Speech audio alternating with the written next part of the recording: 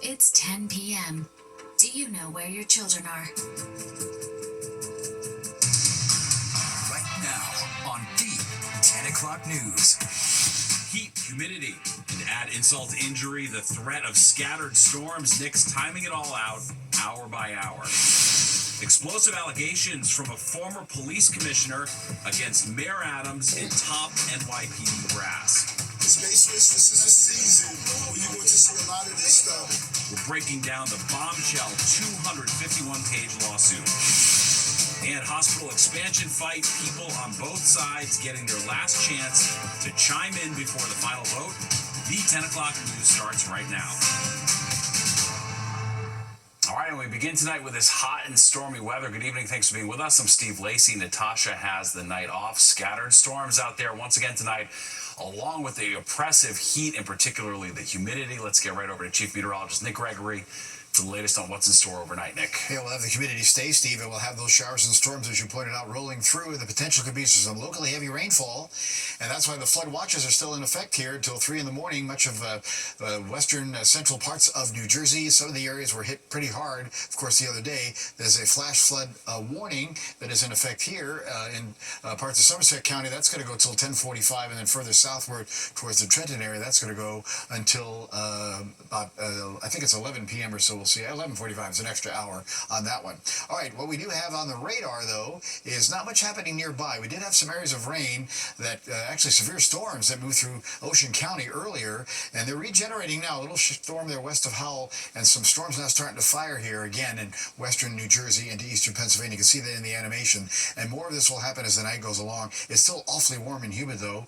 Upper 70s to low 80s all across the area. Dew point numbers in the mid 70s, feeling awfully uncomfortably humid, and again, those high dew points, high humidity, resulting in the potential for some heavy rainfall. And for this heat advisory, this is actually now going to go through tomorrow for all of the tri-state areas. Temperatures tomorrow, again, will hit into the low and some even mid-90s as well. All right, here's the showers and storms we'll be dealing with. See, they're just starting to fire up again off to our west. We have a cluster down here as you get into central sections of Washington, D.C., up towards the Baltimore area. And that, again, in our futurecast, eventually may start to sneak up in our neighborhood. So some showers and storms overnight, and then we'll have the day feature clouds and sun. Showers and storms may fire again tomorrow afternoon and evening, but after that, Steve, you're going to like what's coming. Much more comfortable weather for Friday. I like the sound of that. All right, thanks, Nick. We've got storm-related breaking news now out of Ocean County, New Jersey. A 61-year-old man is dead, and more than a dozen people injured after Jackson Township police say they were hit by lightning while at an outdoor archery range. All this happening around 7 o'clock tonight. The ages of the victims ranging from 7 to 61 years old. We're working to get more details and bring it to you as soon as possible. And also tonight, we're learning the identity of the two women who lost their lives after their car was swept away by floodwaters on Monday. This is communities are still reeling from the devastation. Fox 5's Richard Giacobis is in Plainfield, New Jersey, with the latest. The streets of Plainfield, New Jersey look more like a war zone, nearly 48 hours after that ferocious windswept rainstorm sent floodwaters gushing down the streets into homes, businesses, and cars. And tonight, police in Plainfield have identified the two women who died in that storm, Lubia Estevez and Forrest Whitlock. Both women were in their 60s, were traveling along Stell Avenue on the night of the storm. According to police, they made a turn and ended up in a ditch and were pulled into those floodwaters under a bridge. Cops say a Good Samaritan attempted to pull the two women out of the car, but wasn't able to, and they were pulled into the brook. Yeah, she worked at the school. Yeah, she's a nice lady. She's so sad about her husband, she passed away. It's so sad. Oh, my goodness. Neighbors of Estevez remembering her as a warm and caring soul who worked for the Plainfield School District as a food service employee, helping high school kids with their lunch. Neighbors say Estevez lost her husband back in December, and she would visit them often because they say she was lonely. She was really pleasant. She always happy. Yeah. She's so nice. Meanwhile, piles of garbage still litter the streets of Plainfield, appliances now caked in mud, and the people here are still having a difficult time processing all that they've lost. Do the whole inside again, couches, lost my truck, lost this car. It's just pretty much everything I have in the garage and tools and everything like that. So It's a good amount of stuff. We lose everything in the first floor, everything in the basement. You can see all the stuff here in the backyard. You know, my appliances. We lose, you know, everything. The range, we have two fridge. We lose that, and you know, but thanks God, we're alive. The food service director at Plainfield High School has set up a GoFundMe page to cover the funeral costs for Lubia Estevez. In just 24 hours, he's raised nearly $9,000. Meanwhile, the governor's office says the cleanup here in Plainfield could take months. We're in Plainfield, New Jersey. Richard Giacobas, Fox 5 News. And you can get the latest on the devastation parts of New Jersey are still dealing with from Monday night's flooding by downloading the free Fox local app. Breaking news now, the DOJ has fired one of the prosecutors who worked on the Sean Diddy Combs case. Maureen Comey was a veteran prosecutor in the Southern District of New York. Sources close to the matter telling the Associated Press there was no reason given for her firing. Maureen Comey also was part of the team who brought the sex trafficking case against Jeffrey Epstein. She is the daughter of former FBI Director James Comey. President Trump fired James Comey in May 2017 amid an investigation into potential ties between Russia and Trump's presidential campaign. Well, it's a lawsuit sending shockwaves across the city. Former interim NYPD Commissioner Thomas Donilon suing Mayor Adams and top NYPD brass, accusing His Honor of running the department as a criminal enterprise. Fox 5's Linda Schmidt joins us now. She just spoke with a former deputy commissioner named in the lawsuit and has what he had to say. You're going to hear from him in just a moment. But first of all, this is now the 5th bombshell lawsuit filed this month alone against the mayor and some members of his inner circle in the NYPD. The federal lawsuit alleging the department is, quote, criminal at its core and calling for federal oversight of the NYPD. Now go ahead, take a look here. Thomas Donilon, who is a former FBI official, was appointed as the interim commissioner of the NYPD last September when corruption allegations were rocking the department. He was brought in to stabilize the NYPD. Instead, the lawsuit says what he found was systemic corruption and criminal conduct by former and current top NYPD officials. And when he reported it to Mayor Adams, he says the mayor did nothing. Donilon claims that some of the defendants used his official police commissioner stamp without his knowledge or permission to forge internal documents that were then used to promote unqualified, politically connected officers. Donilon accuses retired NYPD official Tariq Shepard of forging his signature in order to promote himself. And when Donilon confronted him about it, Shepard allegedly said, "I will expletive kill you." Now, this is something that Shepard told me just a short time ago that he strongly denies. No, I did not tell him that I was going to kill him. If this regime was so corrupt and so bad, that it's strange that Commissioner Donilon would take a second job with the administration after he was removed as PC, and he seemed to be very happy in that second job. Donilon also accuses top brass of burying misconduct allegations and undermining his attempts to clean up the department. The mayor earlier today dismissing the allegations. It's baseless. This is the season where you're going to see a lot of this stuff late into this time of the season. You know, it's a political season, but it's baseless. It's disgruntled. Now, Thomas Donilon only worked as the interim police commissioner with the NYPD for a few weeks. He ended up stepping down after federal agents searched his home for classified documents unrelated to the NYPD. By the way, we also reached out to the current police commissioner, Jessica Tisch, since some of the top brass named in this lawsuit are still working with the NYPD, so we wanted to see if she had any type of comment about this. So far, we have not heard back. She's going to have to come up with one soon, though. All right, Linda, we appreciate it. Thanks so much. Now in the race for New York City Mayor, Andrew Cuomo speaking out about his loss in the Democratic primary during an appearance on Good Day New York this morning. The former governor said he's trying a different approach now that he's running as an independent. Wasn't an aggressive enough campaign. I played it safe, which is very uncharacteristic for me, as you know, but it was a mistake, and New Yorkers deserve a more vigorous debate. Now, as for the Democratic candidate, Zohran Mamdani, he was in Washington, D.C. for a breakfast meeting organized by Congresswoman Alexandria Ocasio-Cortez. While Mamdani has gotten the support of many progressives, some top Democrats in Washington have yet to endorse his bid. AOC says this was a chance for them to learn more about his policies. A lot of people just need to get to know folks before they issue an endorsement.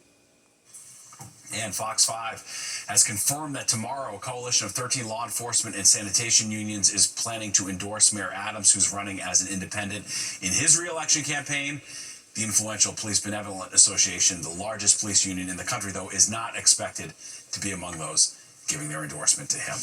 And you can follow the mayor's race closely. Along with us on Politics and Usual, we can catch new episodes Fridays at 6:30 on Fox 5 and streaming on Fox Local. A 17-year-old girl has been arrested and charged with murder for the fatal stabbing of 16-year-old Aaliyah Williams Tuesday afternoon. Police say the stabbing took place after an altercation inside a deli grocery on Boston Road and Mickle Avenue.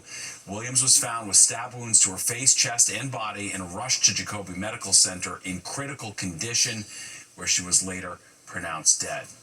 Well, cases of dangerous dogs and viral videos of their attacks have been dominating the headlines. Straight ahead, Lisa Evers is taking a deeper dive into the problem and what, if anything, can be done to stop it. And your employer having to pay when you're out sick with COVID is about to change in a few weeks. New changes you need to know. Says open-air drug use in a section of the South Bronx is now a thing of the past. He says the NYPD has taken action to clean up Roberto Clemente Plaza and the surrounding area. The Adams administration put up barricades around the plaza after Congressman Richie Torres called for change on behalf of business owners in the area. But some in the area said it's too little, too late. So you're closing? Yeah, we're closing end of the month. I'm very happy for my neighbor, the people. I know I'm too long, but for me, I'm already gone. We have supercharged our massive cross-agency operation to sweep out illegal activities in this area, and we have surged more officers to dedicated patrol here in this location, a detail that will be focused on quality of life issues. The barricades have been up for 1 week, and there are less people in the plaza just a few blocks outside a blocked-off area. While 3 people are recovering after a stabbing attack on board the Newark Light Rail, NJ Transit officials say it happened just after midnight between the Norfolk and Orange Street stations. A man was arrested on scene. 3 people, as well as a suspect, were sent to the hospital with non-life-threatening injuries. Governor Hochul and New York City Public Schools Chancellor Melissa Avalos Ramos are getting ready for the school cell phone ban to take effect come fall. They held a roundtable discussion at Walton High School today about the bell-to-bell smartphone restrictions that will be in place for K through 12 public schools statewide. All districts have to publish their distraction-free policies by August 1st. The governor and school officials say the change will limit scrolling on social media, improve mental health, and allow kids to be more focused and engaged. Our children will emerge more well-adjusted. They'll have more in-person friends. One girl told me it's the first time I've had friends in person when they banned the cell phones from school. She said, I never needed friends in person. Well, you actually did, but you just didn't know it. The governor says communication channels will be put in place for parents. New York City Public Schools proposed policy changes will be voted on, by the way, next Wednesday. Well, in just a few weeks, that COVID paid sick time will be a thing of the past. Right now, large businesses are required to provide it. Fox 5 Sharon Crowley with what you need to know. New Yorkers who get sick with COVID-19 will no longer be able to use the state's quarantine paid leave starting August 1st. The legislation became law in March of 2020 in response to the pandemic. It provides job-protected paid leave for employees under a mandatory or precautionary quarantine or isolation order that's due to COVID-19. Now, large businesses are required to provide at least 14 days of paid COVID-19 sick leave. That's now expiring at the end of this month. That's being sunsetted at the end of this month in line with the new New York State budget, and because it's been 5 years and we're no longer in a COVID health crisis. Greg Giangrande is the Chief Human Resources Officer for Ellucian, a higher education technology company. He says there are other ways to take time off if you do get sick with COVID. There are lots of different paid leave laws that are not specifically related to COVID, but any illness that is related to COVID or to care for an immediate family member who is sick because of COVID still applies under all the other paid leave policy. So it's still covered. It just isn't a separate carve-out. Healthcare providers are still seeing cases of COVID-19 here in New York, but tell me the crisis has long passed. We haven't been seeing much in the hospitals right now. We are not seeing any increased number of cases. The cases are minimal. The patients who are actually have COVID in the hospitals are mostly incidental COVID. They are not primarily getting admitted for the COVID reasons. While COVID cases may not be rising in this area yet, the Centers for Disease Control says COVID-19 cases are increasing in about half of the states in the U.S. The CDC says new variants have come to America after surging in countries overseas. The largest rates have been in the Pacific Northwest, Southeast, Southern, and West Coast states. Sharon Crowley, Fox 5 News. A surprising new campaign promise from a mayoral candidate, Andrew Cuomo, now saying the city should run the transit system. But how are things underground when he was governor? We're going to take a closer look. And you saw the Liberty wallop Indiana at Barclays tonight on Fox 5. Jen Williams standing by to break the big game all down.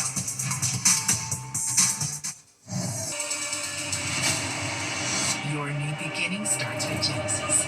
Now, during the Genesis Summer Signature event, lease the G70 for $339 per month. Exclusively at your Tri-State Genesis retailers.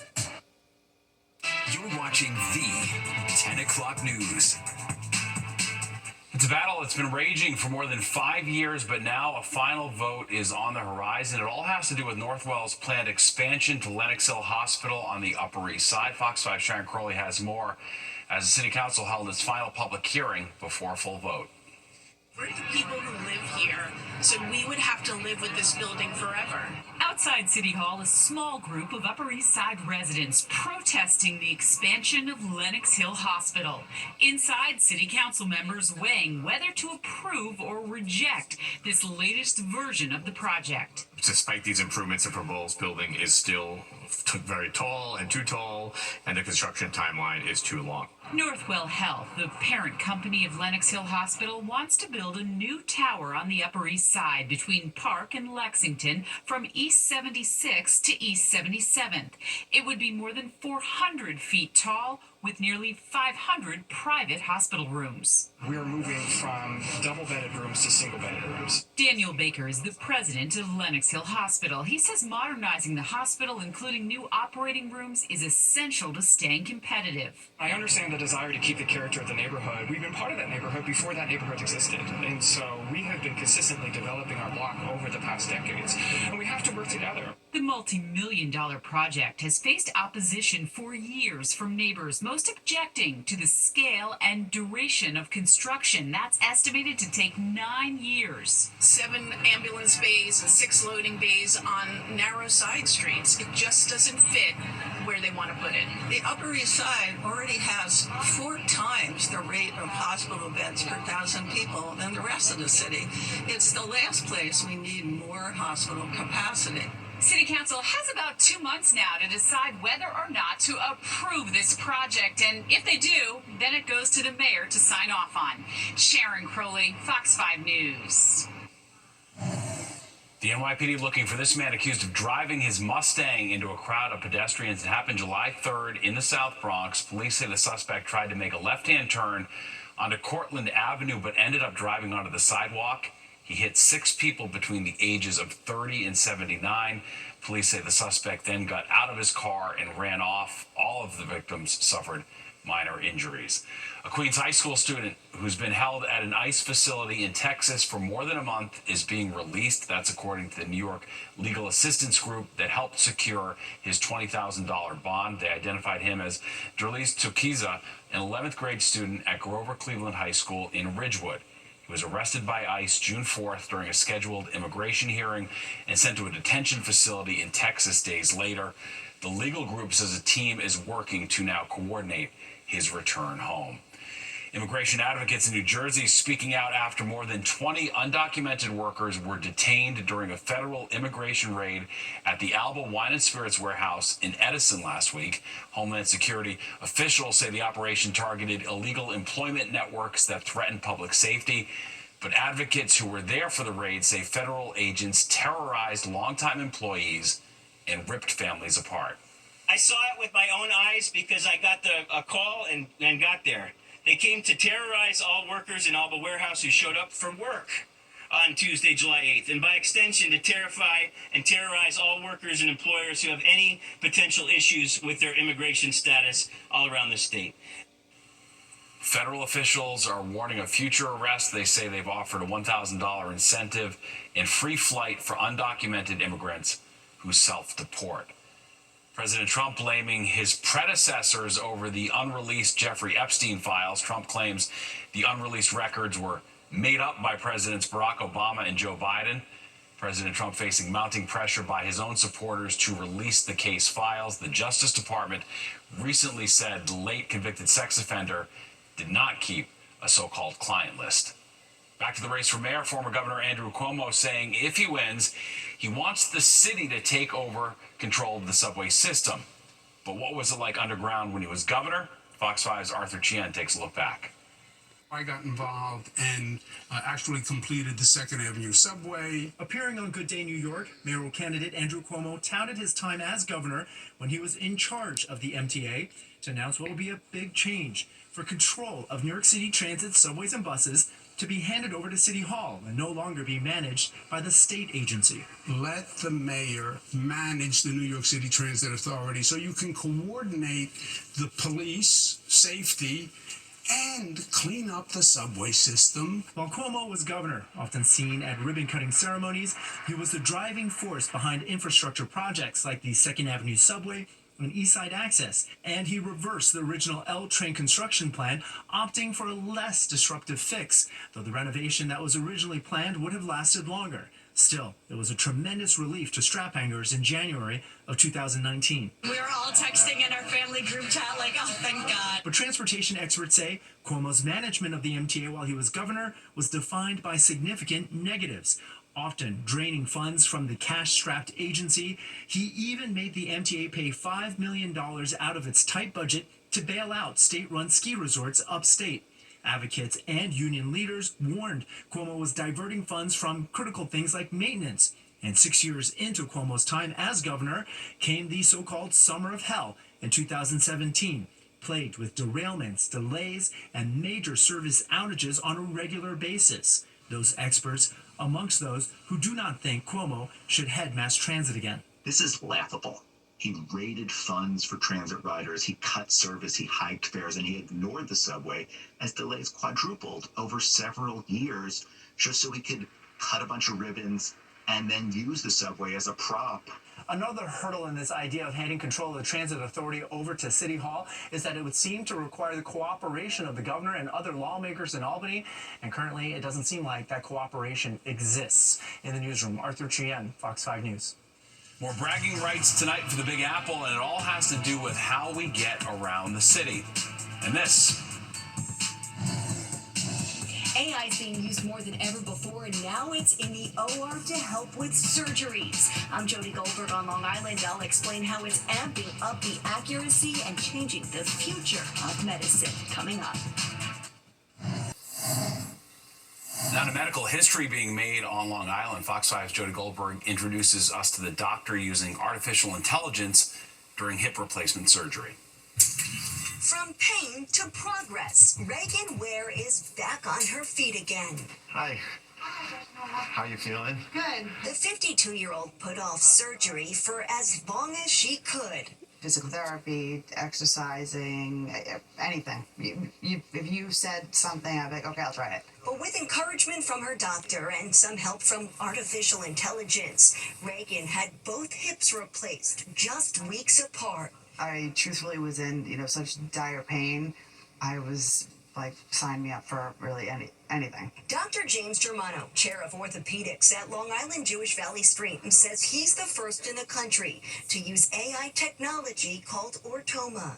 This is an eyeball here. It has two eyes, and it's going to look down on the patient, And then on the computer screen, you'll have the patient's pelvis. This is the actual patient's pelvis. And then we'll have where the implant sits in it. A 3D map of a patient's pelvis is generated from a CAT scan to help guide the surgeon in real time. So I can both look directly at my patient, see what I'm doing like I do in a standard replacement, but I'm also able to access the three-dimensional picture.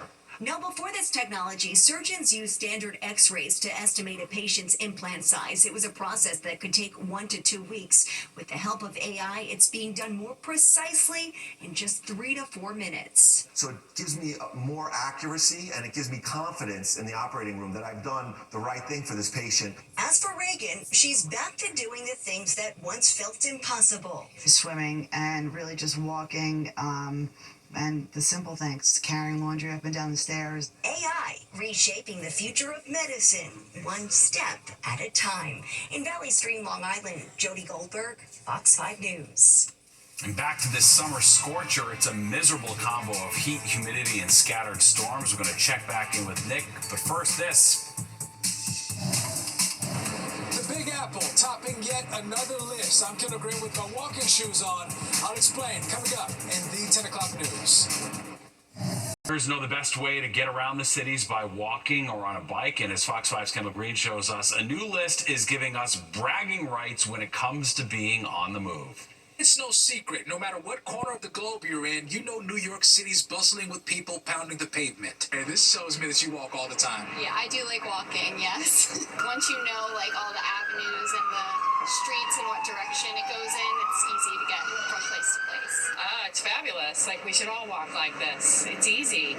This tourist from Kansas City says it's part of why she can't stay away.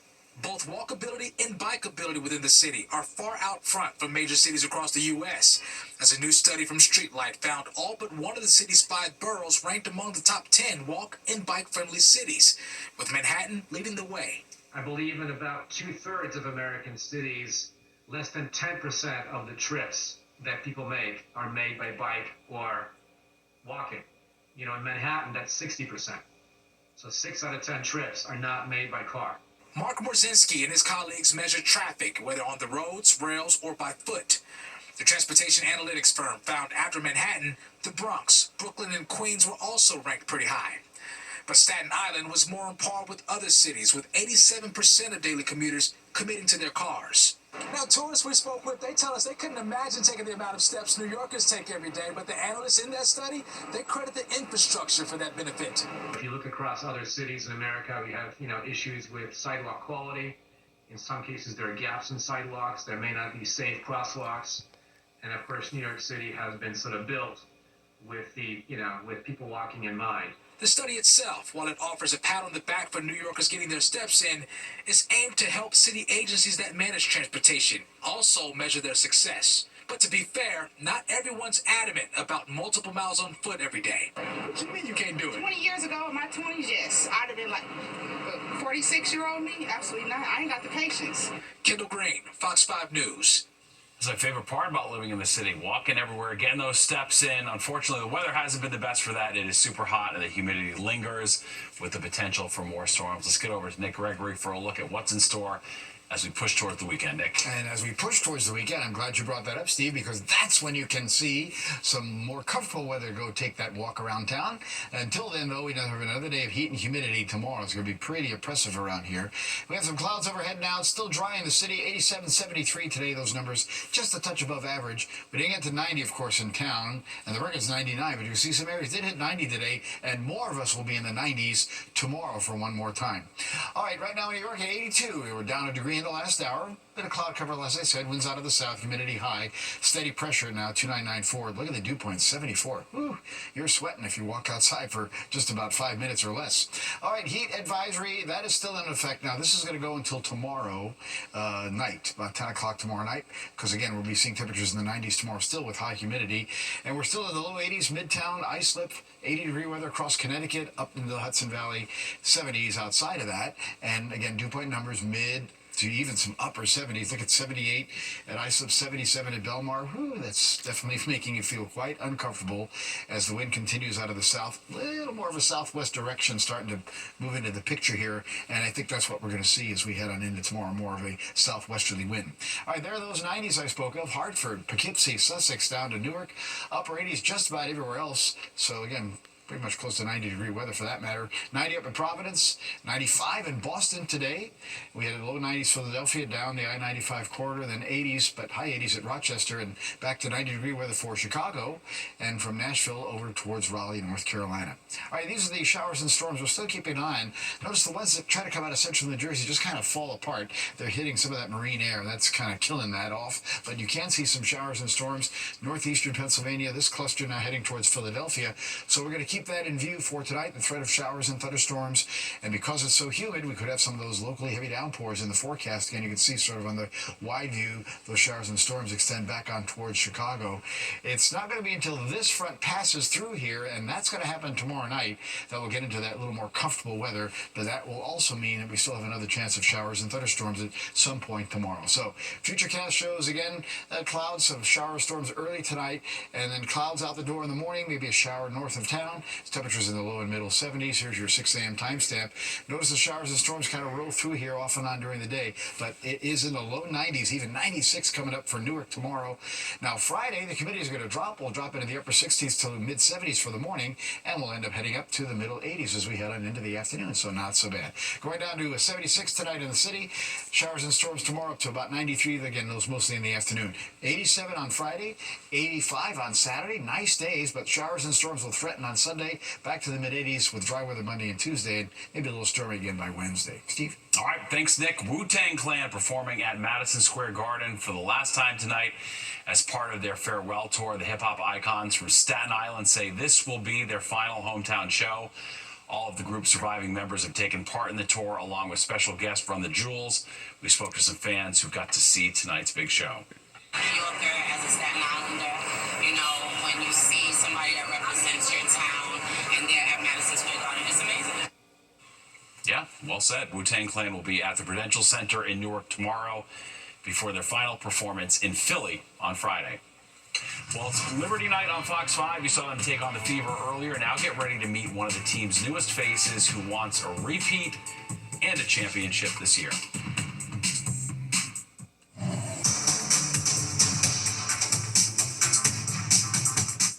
Part of the 10 o'clock news. You can always catch an encore on our free streaming app, Fox Local. Have a great night.